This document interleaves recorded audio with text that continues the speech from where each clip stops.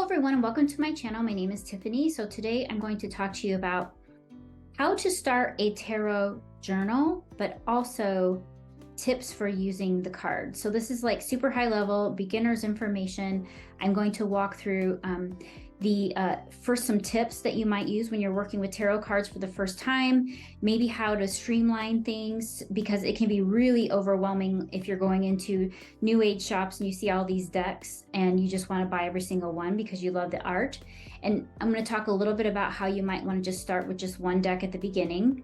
And then I'm going to get into some journal prompts if you want to grab a notebook, a blank notebook, and create your own tarot journal that you can set up for each card in the deck and really help you create some structure around really studying and getting really familiar with a deck. All right, and so I also want to mention before I get to the content that I do have a done for you tarot journal with the prompts that I'm going to mention here. So if you are interested in grabbing that, you can find the link below. All right, so getting started. So if you're new to tarot cards, or maybe you've been away from tarot cards for a while, you've put it down and you want to come back to it and you want a fresh start, one of the things I really recommend that you do is focus your energies on a traditional deck like the Rider-Waite-Smith deck or the Modern Witch Tarot deck. The reason I say that is because if you can work with a deck for a good period of time where you are actually seeing the symbols that are in the deck that are a little more traditional, it'll help you start to associate the meaning with each of those cards and start like essentially memorizing what the traditional meanings are. So for example, I have this deck or this card here, which is the Two of Pentacles. And as you can see, she's got two pentacles on it, right? But then if I have the Two of Coins, the same card, you can now see, oh, it's about balance, right? This guy's balancing two coins. You wouldn't get that same impression from this kind of a deck. So I always find that these kinds of decks are often a little more challenging to use. And I will typically reserve this kind of deck. I have it set up for yes/no questions that come up. But that's a whole nother conversation, which I'll probably do another video on. So the idea is if you can use a traditional deck for a period of time and start really getting familiar with the symbols, it's going to speak to you more when you just see, than instead of seeing just two coins, for example. Next, you're going to want to pull one card a day. So if you're really serious about studying tarot cards, you might want to pull one card a day and just get really familiar with it, really kind of take it in, soak in the information about that card. Another suggestion I have if you're getting started, and this is exactly what I did, and I was actually empowered to do this because there's a course that I've taken a couple of times up in Michigan, and there's a woman and her husband who did this like amazing tarot class. And one of the things she suggested was just focus on the upright meanings of cards to start. And she said that actually that's how she does readings even now, even though she would consider herself more of an expert, she still just focuses on the upright meanings of cards. So if that sound resonates with you and you feel like it's just too complicated to try to know what the reversed meaning is and the upright meaning is, just use upright meanings of your cards and just work with that for as long as you want to, even if it's forever. The next tip I have is really contemplate or tune into the card you have. Look at the art, look at the images, look at the colors, look at the symbols. This is why I mentioned that you would probably want to use more of a traditional deck than a deck that just has two coins on it, three coins on it. Also, you want to get to know the symbols in the card. So do you see any symbols? Do you see a number, the numerology associated with it? Is it an 8? An 8 often, represents an infinity sign. It can represent other things as well. Also, does it have a zodiac or astrological sign association? Most tarot cards are going to have that, and it's going to tell you a little bit about the energies about that card. Also, you want to kind of think about the planets. So what planetary associations may be happening or associated with the card. So for example, in the suit cards, the 5 cards are associated with Mars. So when you think about it, 5 of Swords, 5 of Pentacles, 5 of Cups, all of those have this kind of like Mars aggressive sort of energy about them. The number 6 and the 6 cards in in the suits are associated with the sun, which it tends to be a better card, right? Has more positive energy associated with it. So if you really understand the planetary and numerological associations, it can be super helpful. And lastly, you really want to kind of also consider like what are the elemental associations. So especially with the suit. So swords associated with air, it's most often like associated with mental processing, anguish from mental anguish, right? A lot of times when you're seeing swords come up, a lot of times it's more about what's going on in the mental plane than what's actually maybe necessarily actually happening in real life. All right, and then the other thing you'll want to do is document your experiences, which is why we are going to talk about setting up a journal. So before I get to the journal though, I'm going to run through some more tips. All right, so if you watch my video on how to study or work with oracle cards, some of these tips are going to be a repeat. However, there's a lot of different tips because we're talking about a tarot card deck now. So the first one is each deck that you have has its own special magic, and it's just it really does. And so treat it well, put it in a pouch, put it in a bag, find a way to store them in a really nice and safe place. The other thing is make sure that when you're doing readings that you don't only rely on the guidebook and try not to overthink your impressions, because we can sometimes outthink, not sometimes, like probably like most of the time, we will kind of stomp on that initial intuition that we have about a card, that initial thought that pops in our head, and then we start overthinking it. And then we also look at the guidebook and then we get confused and we're like, what the fuck does this mean, right? The next tip I have is you want to infuse each card or each deck with your own energy. So carry them around, put them in a bag with you, use them a lot, shuffle them a lot, play with them in some way. I've even heard of people sleeping with decks underneath their pillow at night. All right, so another tip I have is around shuffling. So you want to shuffle well, obviously, but also I recommend shuffling the deck until the cards feel sticky. This is my like number one go-to, and that's how I know when to stop. So let's say I'm thinking about a situation in my life and I'm going to pull a few cards for that situation. I'm going to think about it. I'm going to shuffle the deck.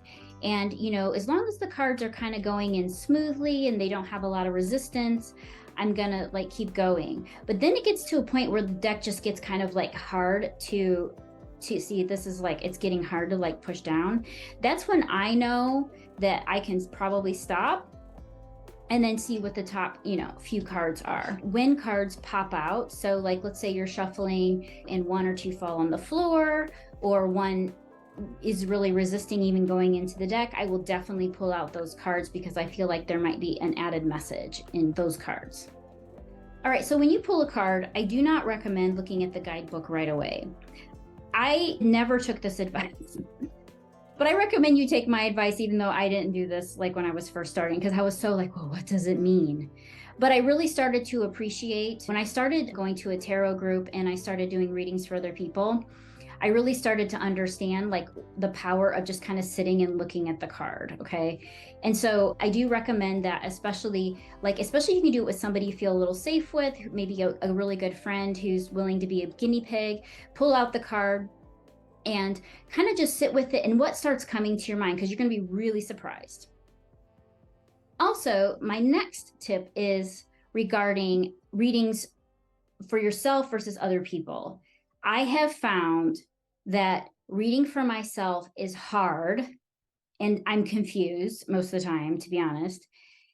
It's just so much harder than reading for other people. When I read for other people, there's some kind of crazy magic that happens, and it's almost unexplainable. So if you're feeling down on yourself because you're feeling like, well, I pull cards for myself and I don't really understand what it means, because the problem is we're too close to our situation, we're too close to all of the mental things that are going on in our mind and the voices that we have in our head. And so what can happen is that when we're doing readings for ourselves, it can just be a little bit, it's more difficult. So I would just encourage you to find guinea pigs if you can and like do readings with other people, because you'll start to see that, oh my gosh, it's not that I suck at this, it's just like it's hard to read yourself. Also, another tip that I have is around the court cards. So court cards can be tough because you've got the page, the queen, the king, right? And it's like, okay, what does this mean? If you're doing a reading about a situation and you really feel like, most of the time when a court card comes up, it's going to be, hey, this is a person in your life who's maybe about this age or represents this energy, and they might be coming in a way to assist, or they might be involved in this situation in some way. But there's also a figurative meaning for the court cards. So what I recommend though to like remember the court cards is think of somebody in your life. So when you study those court cards, and especially if you start a tarot journal, think of somebody who fits that description. So for example, the King of Pentacles is known as being, generally a more mature, older man. He's successful in business. He really knows his shit when it comes to finances. He's built a legacy, or he's building a legacy, right? He's building wealth. He's like mastered, things on the material plane. Like if you know anybody in your life who's like that, who has those characteristics, I recommend thinking of that person and associating with that. So that way, when the King of Pentacles shows up in a reading for you, or comes up, you're immediately going to think of that person and be like, oh yeah, those characteristics. And then from a figurative perspective, even if maybe the literal perspective, maybe you don't have somebody in your life that fits the King of Pentacles in that situation, maybe you can start to think of, okay, this card is telling me, for example, that I either need to be mastering my finances, or I need to be thinking about legacy, or maybe I am already doing a great job of doing that. And that's more of that figurative explanation of the card. All right, so let's talk about some prompts for a journal if you want to create a journal to study the tarot cards. So the first prompt I recommend is obviously the name of the card. That's kind of a no-brainer. Second prompt is keywords. So what I would do is I'd write the card description at the top, or the card name, and then I would just write some keywords, like what are the keywords that are associated with this card? So if you were to pull the Fool, or have the Fool, let's say you start with the Fool in your notebook, some keywords of the upright meaning are going to be new adventure, leap of faith. And if you were to write the reverse meanings, that's if you want to study the reverse meanings, then you would document just some keywords that you can kind of remember very quickly about what the reverse meaning is. Another prompt is, what are the symbols in the card? So really documenting, what do you see? And again, this is why starting with a more traditional deck is going to be really helpful. What are the colors? What are the images? Are you seeing the infinity sign? What numbers are you seeing? What does the person look like? Like, what are they doing? How do they look like they feel? Those kinds of things. All right, and then the fourth prompt is going to be correspondences. So I talked about this earlier, really kind of understanding the correspondences. So I won't get into the nitty-gritty of it necessarily, but again, document numbers that you see, the numerology associated with it. What element is the suit or that card associated with, if that's applicable? What is the planetary association with that card? What is a zodiac or astrological association with that card? And if you want to get really nerdy, you might include the Hermetic Kabbalah element with it, because that can give you a little more insight into the card. All right, so prompt 5, this is where you'd want to write the upright meaning, the traditional meaning that is in the guidebook, or whatever guidebook you might be using, or maybe you find information on the internet and blogs and things like that. So go ahead and just write the traditional meaning so you really understand it. Prompt number 6, if you're really interested in learning reverse meanings, write down the traditional reverse meaning for that card.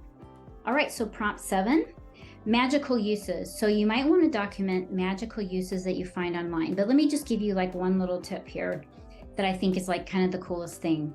So let's say, so first of all, most people use tarot cards for divination, meaning you're trying to validate the current situation, like what's going on, or you want to kind of have an understanding of what might be coming next, or what advice as far as what you should do next, right?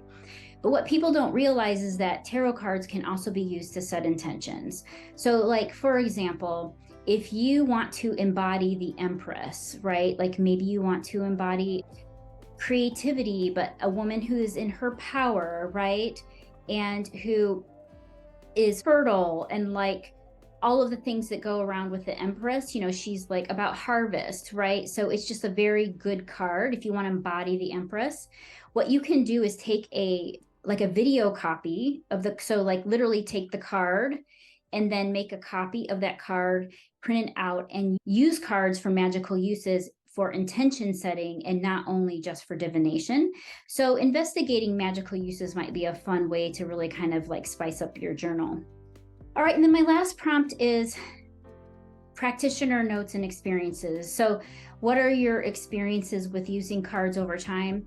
I really feel like for me, what's really helpful is I do right now I just do monthly tarot pulls, and so I have like a layout that I do for that, and it's just been really interesting to reflect back every month to see if like, okay, the cards that I pulled at the beginning of the month, did those themes show up, you know, and how did those cards express itself during that month? And so it's been a very interesting experiment that I've been doing over the past year. But those are the kinds of things where, you know, writing some practitioner notes. Like I'll give you a really great example, is that the Tower card can be like a really scary AF card, right? Because you're like, oh my gosh, like what's gonna come tumbling down, right? And I pulled the Tower card a few months ago in the summer, and you know, I'm like, okay, great, like what's gonna happen is like my house gonna burn down, like is everything gonna be destroyed? Because the Tower card is about structure being demolished and, you know, kind of needing to start anew, like with a fresh start, because like the old ways of doing things, old patterns, you know, we need to kind of get rid of those old patterns, those kinds of things. But anyway, so I pulled the Tower card, and when I went back and reflected later, I'm like, oh wow, because I did have a breakdown, like where I was crying one day because I was really frustrated with my job.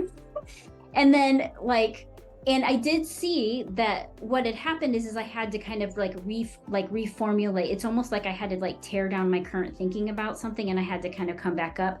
So what I'm getting at is that when these cards show up, if you start working with them more, you're going to have less fear, especially when you see more intense cards come up, like the Tower card, like the death or rebirth card. You know, you'll start to see, oh, it doesn't even really mean that, you know, my whole life's gonna like come crashing down and I'm gonna lose my job or whatever. It's really just more of this like, this is kind of how it showed up for me. So those are the kinds of things that you'll learn, and those are the kinds of things that you might want to document, like experiences, so you can see how the Tower card would show up for yourself, but also for other people.